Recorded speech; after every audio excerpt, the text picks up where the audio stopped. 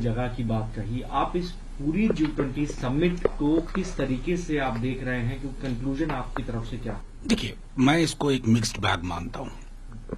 सारे मेहमान बहुत खुश हुए, ये बहुत प्रसन्नता का विषय है।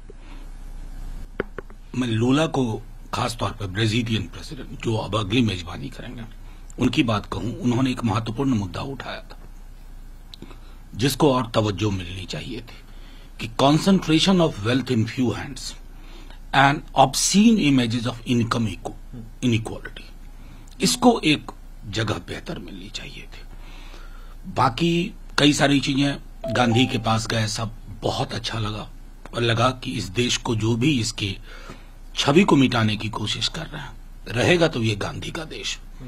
इस अंजुमन में सबको आना है बार बार, ये पुख्ता होता है। और मैं समझता हूं कि प्रधानमंत्री जी ने जितनी सारी अच्छी बातें उस प्लेटफॉर्म पे कही, उसको अपनी जमीनी हकीकत में भी हमें उतारना होगा। जब हम वन अर्थ की बात करते हैं तो वन इंडिया या वन भारत होना चाहिए, लोगों के बीच में दीवारें नहीं होनी चाहिए, वन फैमिली वो भाव होना चाहिए, वन फ्यूचर। उसी तरह की समदृष्टि से हम आगे बढ़ेंगे।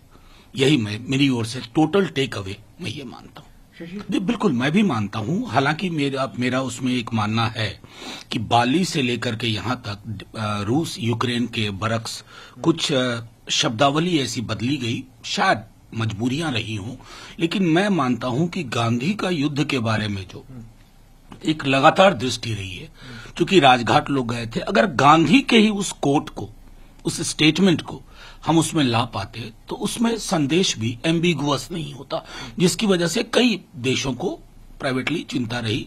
और ये भी मैं एक बात जरूर कहना चाहूंगा कि शशि थरूर जी ने एक बात और कही कि ये स्पिरिट इंडिया में भी दिखना चाहिए जो उस फ्रंट पे था, और वही बात मैंने आपके पहले सवाल के जवाब में कही। सर, आपके उन्होंने बीजेपी पर सीधे सीधे हमला बोला, कहा कि जो तमाम इंस्टीट्यूशन है वो कैप्चर किए गए हैं, हिंदुइज्म को लेकर उन्होंने कहा। इसके अलावा इंडिया भारत नाम को लेकर भी उन्होंने कहा कि ये नई जनरेशन को जानकारी नहीं देना चाहते, वंचित रखना चाहते हैं, कि जिस तरीके से संघर्ष हमारा ब्रिटिश। आप उनके स्टेटमेंट को किस तौर पर देखेंगे? बहुत प्रोफाउंड स्टेटमेंट, कहीं कोई कमी नहीं। उन्होंने कहा मैंने सारी धार्मिक किताबें पढ़ी, हिंदुइज्म वो नहीं है जो बीजेपी के लोग कर रहे हैं। किस हिंदू ग्रंथ में लिखा हुआ है कि कौमों के बीच में दीवार खींच दो, किसी कौम से किसी जाति से सर्टिफिकेट मांगा करो कि तुम देशभक्त हो या ना हो? कौन से ग्रंथ में लिखा हुआ? इन्होंने ये बात कही। इंडिया और भारत दो एक चीज है। मैं तो कह रहा हूं, डर क्यों रहे हैं प्रधानमंत्री जी, आप और आपकी टीम? हमारा भारत भी रहेगा हमारे अलायंस के नाम में, है, रहेगा हमेशा, क्योंकि हम भारतीय हैं, हम इंडियन हैं। पूरे एंटी कॉलोनियल स्ट्रगल को आप खारिज करना चाहते हैं? मैं समझता हूं कि इन्हीं चीजों को राहुल जी ने रखा। अगर इससे उनको कष्ट हो रहा है बीजेपी वालों को, यकीन मैं कहता हूं निशाना सही लगा है। उनको अपने में परिवर्तन की जरूरत है। एकांगी दृष्टिकोण से देश नहीं चलेगा, इंडिया भारत। आपने सर एक फ्यूचर में या मीटिंग जो अगली इंडिया अलायंस की मीटिंग होगी उसमें क्या हम? अभी भी है भाई, कहां आप हैं? इंडिया जुड़ेगा, भारत जीतेगा इंडिया।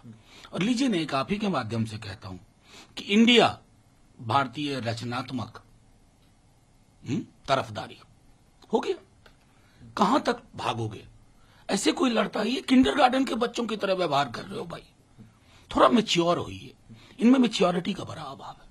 सर, एक आखिरी सवाल लूंगा। उद्धव ठाकरे है कि राम मंदिर में जब उद्घाटन होगा तो भारी संख्या में लोग बुलाए जाएंगे, कहीं गोधरा का उन्होंने जिक्र किया कि कहीं गोधरा ना करवा दें ये लोग, आप कैसे देखते हैं? मैं तो समझता हूं कि वो मुख्यमंत्री रहे हैं और उद्धव जी हल्के व्यक्ति नहीं है।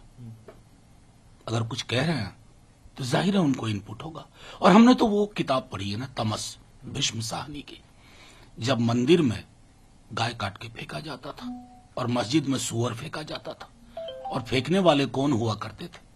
आज उनकी राजनीति चमचमा रही है। वो राजनीति इस देश के मिजाज के अनुरूप नहीं है। महासागर तालाब में तब्दील ना हो, ये बार बार मैं आग्रह करता रहा हूं।